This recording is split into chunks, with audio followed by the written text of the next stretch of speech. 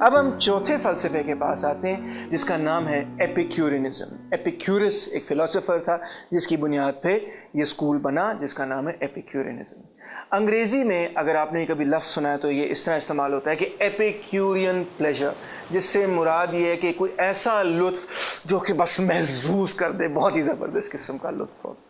मगर जो इसका फ़लसफ़ा है वो इस लफ्ज़ के मायने से थोड़ा सा मुख्तलिफ है। आप देखेंगे किस तरह से एपिक्यूरियनिज़्म भी बुनियादी तौर पे सबसे पहले सोक्रेटिस से मुतासिर हुआ। सोक्रेटिस का एक शागिर्द था जिसका नाम था अरिस्टिपस, और उसने सोक्रेटिस की टीचिंग से ये नुक्ता नज़र अखज़ किया कि सबसे अच्छी चीज़ जो है वो ये है कि लुत्फ़ हासिल करना, और सबसे बुरी ईवल चीज़ ये है कि दुख हासिल करना या तकलीफ़ में होना।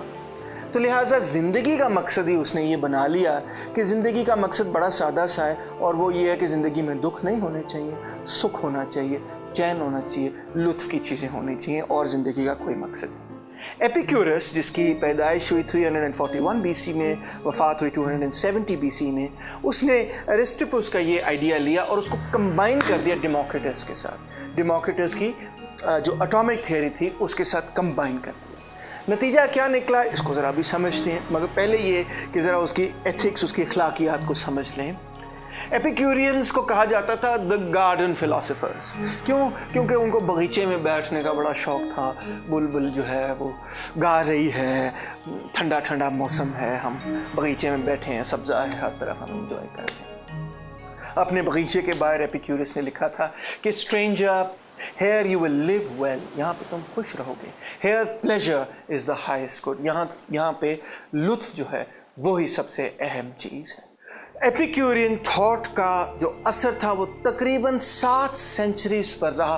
रोम पे बहुत बड़ा असर था, और बुनियादी तौर पे 2 फ़लसफ़े रोम पर हावी रहे। एक तरफ एपिक्यूरियनिज़्म और दूसरी तरफ स्टोइसिज्म। ये दोनों एक दूसरे के मुखालिफ रहे और दोनों एक दूसरे से लड़ते रहे। बहरहाल दोनों का रोमन ज़िंदगी पे बहुत बड़ा असर था। एपिक्यूरियनिज़्म प्लेटो की थ्योरी को चैलेंज करता था, और स्टोइसिज्म का भी बुनियादी मुखालिफ था। मगर एपिक्यूरियनिज़्म अपने ज़माने की सियासत से बिल्कुल लाताल्लुक़ रहना चाहता था, और उसको कोई दिलचस्पी नहीं थी। हालांकि एपिक्यूरस ने सियासत पे लिखा ज़रूर, मगर बुनियादी तौर पे वो सियासत में किसी किस्म की अमल दखल नहीं करने। वो कहते थे हमारी ज़िंदगी खुश है, हमें क्या परवाह सियासत में क्या हो रहा है क्या नहीं होगा। एपिक्यूरियस एटॉमिक थ्योरी को हेडोनिज़्म की थ्योरी के साथ जोड़ता है, यानी प्लेजर सीकिंग प्रिंसिपल, यानी कि लुत्फ़ जो है उसको इंजॉय करने का, उस तक पहुँचने का, उसको हासिल करने का जो असूल है उसमें वो यकीन रखता था। वो ये कहता था कि virtue is pleasure, pleasure is the good. लुत्फ़ जो है वही अच्छाई है, वही वो सिफ्त है कि जिसे हमें हासिल करना है। ज़िंदगी का पूरा मकसद है। इससे लोग अक्सर ये समझते हैं, इसको डिस्टॉर्ट कर देते हैं एपिक्यूरियनिज़्म को, कि इससे मतलब ये है कि अगर मेरे सामने चॉकलेट पड़ी हो तो मैं सारी चॉकलेट खा जाऊं, अगर मेरे साथ खाना पड़ा है तो मैं सारा खाना खा जाऊं, फिर बेशक मुझे बदहज़मी हो जाए, मैं बीमार हो जाऊं, जो मर्ज़ी हो जाए, मगर मैं वो एंजॉय करूं। मगर एपिक्यूरियस का कभी ये मतलब नहीं था, ना एपिक्यूरियन स्कूल का ये मकसद था। बल्कि वो समझते थे कि सबसे अव्वल तो प्लेजर को मैक्सिमाइज़ करने का, लुत्फ़ को हासिल करने का सबसे बेहतरीन तरीका ये है कि इंसान जो है वो पढ़े लिखे, फ़लसफ़ा करे। ये कोई फ़िज़िकल चीज़ नहीं थी सिर्फ कि जिस्म के ज़रिए ही जो है मैं लुत्फ़ हासिल कर सकता हूँ। अच्छी मौसीकी सुने, अच्छी शायरी सुने, अच्छे फ़लसफ़े को पढ़े, अच्छे अदब को पढ़े, ये भी नंबर 1 एपिक्यूरियन फ़िलासफ़ी का एक हिस्सा है। दूसरा ये कि हमेशा जब आप लुत्फ़ के पीछे भागें, प्लेजर के पीछे भागें, तो उसको बैलेंस करना पड़ता है उसके साइड इफ़ेक्ट्स के साथ। कि अगर मैं बहुत ज़्यादा चॉकलेट खा लूँ मिसाल के तौर पे, और उसके बाद मुझे बदहज़मी हो जाए, तो इसका मतलब है फिर मुझे तकलीफ़ होगी ना। तो इसका मतलब ये कि मुझे बहुत ज़्यादा खाना नहीं खाना चाहिए, बल्कि मुझे मियाना रवि में रहना चाहिए। इतना खाना खाना चाहिए कि मैं हेल्दी भी रहूँ, मैं खाना भी इंजॉय करूँ, और मुझे उसका कोई साइड इफ़ेक्ट ना हो। तो इसका मतलब एपिक्यूरियन सोच का मतलब ये नहीं है कि जो चीज़ सामने आए उसको बस एंजॉय करी जाओ, खाई जाओ, पिए जाओ वगैरह वगैरह, बल्कि ये था कि एक बैलेंस ज़िंदगी गुजारो, क्योंकि उसी में सबसे ज़्यादा इंसान खुश रहता है और उसी में सबसे ज़्यादा इंसान को लुत्फ़ भी मिलता है। दूसरा वो ये कहता था कि दोस्ती में बहुत बड़ा लुत्फ़ है। ثقافت میں ایک بہت بڑا لطف ہے. تو یہ نہیں ہے کہ اگر آپ کے دوست کی کوئی چیز ہے, اس کے پاس کوئی چیز پڑی تو کہ وہ آپ جو ہے نا چھین لیں اس دوست سے, چاہے وہ دوستی ٹوٹ جائے. نہیں, ایپیکیورس جو ہے دوستی کو بھی اسی چیز میں شامل کرتا تھا. یہ بھی ایک امپورٹنٹ چیز ہے, انسان کی زندگی کے لیے ایک امپورٹنٹ چیز ہے. لہٰذا ایپیکیورس کا یہ خیال تھا کہ بنیادی طور پہ انسان کو سیلف کنٹرول قائم کرنا, ٹیمپرنس قائم کرنی, سیرینٹی حاصل کرنے کے لیے, امن حاصل کرنے کے لیے, چین اور سکون حاصل کرنے کے لیے سب سے بہترین رستہ یہ نہیں ہے کہ آپ جو ہے وہ یا تو غریب ہو جائیں اور بالکل ہی جو ہے وہ پھٹے ہوئے کپڑے پہنے ڈایوجنیس کی طرح رہنا شروع کریں, نہ یہ کہ آپ اس طرف نکل جائیں کہ بھئی بس کھانے کھائی جا رہے ہیں اور انجوائے کری جا رہے ہیں مگر کوئی پرواہ نہیں کہ آپ کی ہیلتھ کو کیا ہو رہا ہے, آپ کے دوستوں کو کیا ہو رہا ہے, آپ کے ماحول کو کیا ہو رہا ہے. یہ نہیں, مگر یہ کہ آپ ان دونوں چیزوں کو بیلنس میں رکھیں, اور سب سے امپورٹنٹ یہ کہ اپنے آپ کو قابو میں رکھیں. تو لہٰذا ایپیکیورس کا یہ خیال تھا کہ زندگی کا مقصد صرف اور صرف یہ ہے کہ ہم نے لطف حاصل کرنا ہے, مگر اس طریقے سے کہ ہمارا ماحول, ہمارے دوست یار, ہمارا سماج جو ہے اور ہم خود جو ہیں ہمارے اوپر کوئی اس کا نیگیٹو سائیڈ ایفیکٹ نہ ہو. بیلنس زندگی گزاریں. مزیدار بات یہ کہ ایپیکیورس کا یہ خیال تھا کہ اگر انسان شادی کر لے تو اس میں بھی بڑے مسئلے مسائل ہیں. لہٰذا ایپیکیورس نے خود ذاتی طور پہ کبھی نہ تو شادی کی اور نہ کسی عورت سے کوئی رشتہ کبھی قائم کیا. وہ مکمل طور پہ ایک سیلیبریٹ زندگی گزارتا تھا. اس کا یہ مطلب نہیں کہ وہ اپنے لوگوں سے یہ کہتا تھا کہ جنسی بے روی میں حصہ لیا جائے, ایسے نہیں اس کی فلسفی تھی.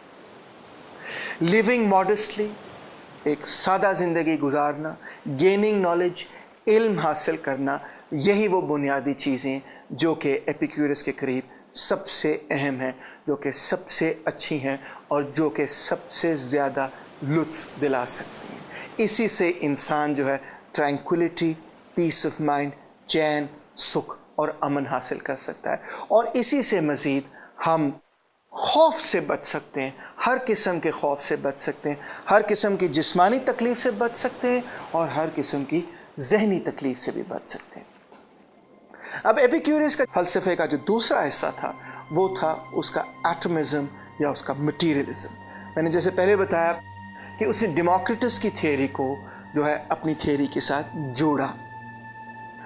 اس سلسلے میں ایپیکیورس جو ہے ظاہری بات ہے کہ پلیٹو کی تھیوری کو بھی چیلنج اس نے کیا, کیونکہ ڈیموکریٹس کی تھیوری جو ہے وہ تو ایک مٹیریلسٹ تھیوری ہے نا. اس میں وہ پلیٹو والا ڈیولزم نہیں ہے کہ ایک تصوراتی دنیا ہے اور ایک مادی دنیا ہے اور دونوں یہ دنیا جو ہے بالکل ایک دوسرے سے الگ ہیں. نہ تو ڈیموکریٹس کا یہ تصور تھا اور نہ ایپیکیورس کا یہ تصور تھا. ایپیکیورس ڈیموکریٹس کی اٹامک تھیوری کو وہ اس مقصد کے لیے استعمال کرتا تھا کہ وہ کہتا تھا کہ زمانے کے اندر جو مختلف سپرسٹیشنز ہیں, جو مختلف روایتیں ہیں, جو مختلف غلط خیالات ہیں, میں ڈیموکریٹس کی سائنس سے ان تمام غلط خیالات کو, ان تمام غلط تصورات کو, ان تمام غلط روایات کو چیلنج کرنا چاہتا ہوں, اور میں ایک ایسی زندگی گزارنا چاہتا ہوں جو کہ اس مادی زندگی کو مد نظر رکھتے ہوئے ایک اچھی زندگی قائم کر سکتی, اس قدرتی زندگی کو مد نظر رکھتے ہوئے انسان کو خوشی دلا سکتی ہے, اچھی زندگی دلا سکتی ہے. وہ یہ کہتا تھا, عجیب و غریب قسم کی بات لگتی ہے, مجھے تو لگتی ہے آپ کو بھی لگے گی. وہ یہ کہتا تھا کہ جو ڈیموکریٹس کی اٹامک تھیوری ہے اسی سے ہی ہم گریک گاڈز کو بھی سمجھ سکتے ہیں کہ گریک گاڈز جو ہیں زیوس وغیرہ یہ وہ سارے یہ بھی ایک قسم کے ایٹم سے ہی بنے ہوئے, یا خود بھی ایٹمز ہیں, اور ان گریک گاڈز کو کوئی دلچسپی نہیں, کیونکہ یہ ایٹمز ہیں تو ان کو کوئی دلچسپی نہیں کہ انسانوں کی زندگی میں کیا ہو رہا ہے. لہٰذا اگر آپ زیوس کی عبادت کرتے ہیں اور اس کے لیے قربانیاں دیتے ہیں وغیرہ وغیرہ, اس سے زیوس کو کوئی پرواہ نہیں, اور نہ آپ کی زندگی میں کوئی بہتری آ جائے گی اس کے نتیجے میں. تو لہٰذا علم جو ہے اس کا کام یہ ہے کہ دو چیزوں سے آپ کو چھٹکارا حاصل کر دے. ایک تو اس چیز سے آپ ذرا باہر نکلیں. وہ اپنے لوگوں کو سمجھایا کرتا تھا, کہا کرتا تھا کہ یہ جو خوف ایک سماج پر قائم ہو گیا ہے کہ یہ جو ڈیمی گاڈز ہیں اور جو 14 اولمپین گاڈز ہیں یہ بڑے خوفناک قسم کے بھی ہیں اور بڑے ریونجفل, اسپائٹفل, غصے والے قسم کے لوگ بھی ہیں. تو وہ کہتا تھا ایسے نہیں ہیں, یہ تو ایٹمز ہی ہیں, جس طرح مادے کے اندر مختلف ایٹمز پائے جاتے ہیں اور ان کو کوئی دلچسپی نہیں, تو آپ اس خوف و ہراس کی زندگی سے نکلیں.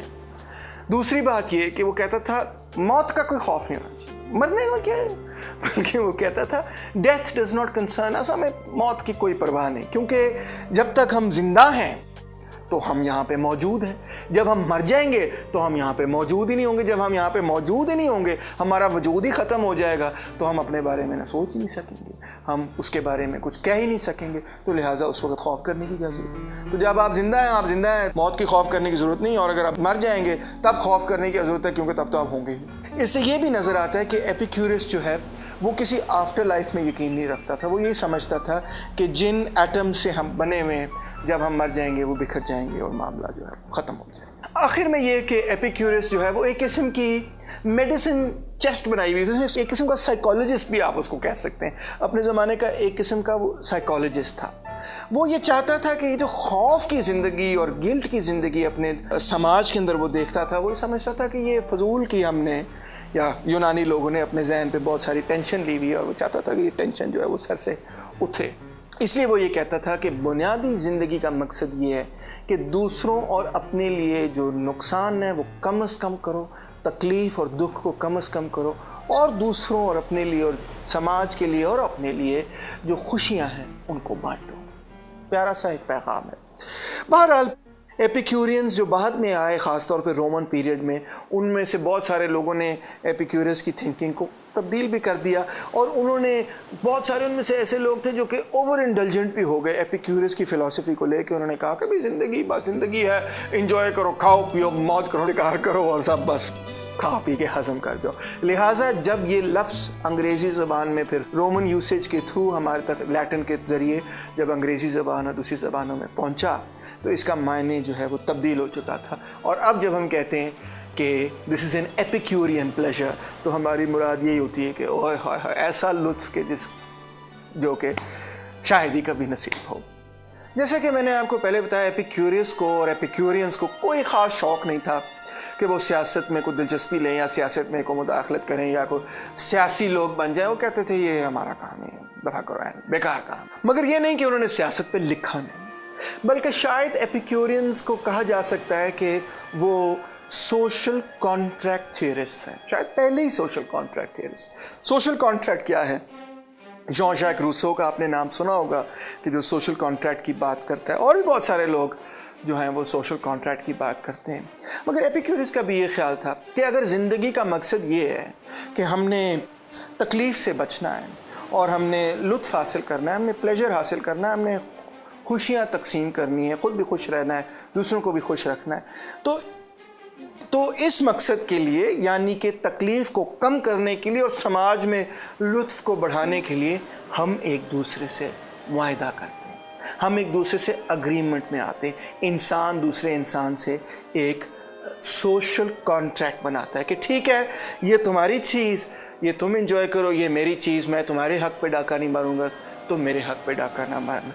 یعنی حق, حقوق, قانون, یہ تمام چیزیں جو ہے, رائٹس وغیرہ, یہ تمام چیزیں جو ہیں بنیادی طور پہ ایک سوشل کانٹریکٹ ہے جس کی فاؤنڈیشن جو ہے وہ یہی ہے کہ ہم نے سماج کے اندر خوشیاں میکسیمائز کرنی ہے اور تکالیف جو ہیں ان کو کم از کم کرنا.